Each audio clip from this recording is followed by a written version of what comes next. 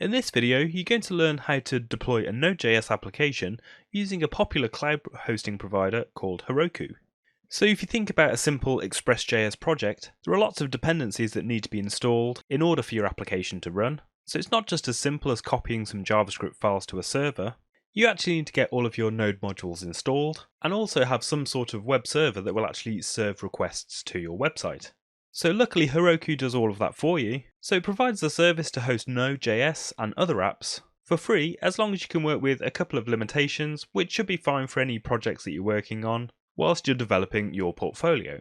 So head on over to the Heroku site and create an account. I'm just going to log into mine now so you can see what it looks like.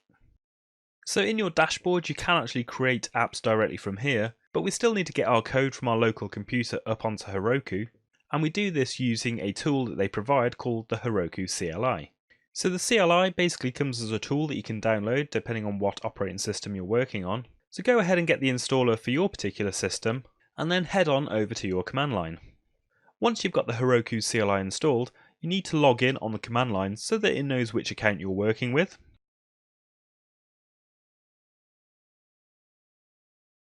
And this will redirect you to a web page where you need to log in with the account information you created a moment ago. Once you're logged in, you can return to the command line. And once you're logged in, you can run the various Heroku commands, such as seeing how many apps you've already got set up. And simply typing in Heroku will show you that there are lots of different commands to help you administer your account. But let's keep it simple. We'll create a Hello World ExpressJS application and deploy it to Heroku. So let's first of all create the application. And the way Heroku listens for deployments is when you actually push via a git command to the remote Heroku repository. So if that all sounds a bit strange, don't worry. As long as you've got git installed, you should be able to follow along what we're about to do next. So in our Hello World Express application, let's just initialize it as a git repository and then commit all of the files into that repository. We could then push this to GitHub or Bitbucket so that we've got a copy of it stored in those providers. And this is similar in what we do with Heroku. We're actually just going to push this code, this Git repository, to Heroku servers. But first we need to create an app, so we use the Heroku create command. And you can see it gives us a URL where we can preview our app.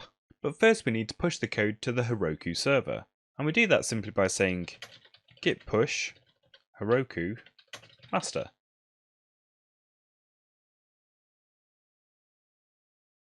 So as you can see, the remote server is building our Node modules and setting up a web server so that we can see it on that URL. And there are tons of customizations and settings that you can do with Heroku by adding additional files. But for a really simple app, that's all you really need to do, is to run that push command so that Heroku receives a copy of your code. So if we actually go to that URL in our browser, you can see we've got that simple Express Hello World application running live on that URL. So if we head back over to our account,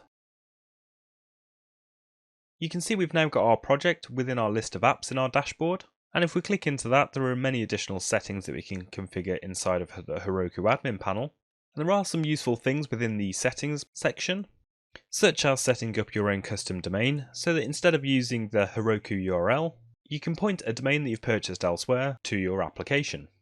So there really is a lot more that you can do with Heroku in terms of how your app is built, but hopefully that should be enough so that you can get all of the projects that you've been working on live on the internet so that other users can see them.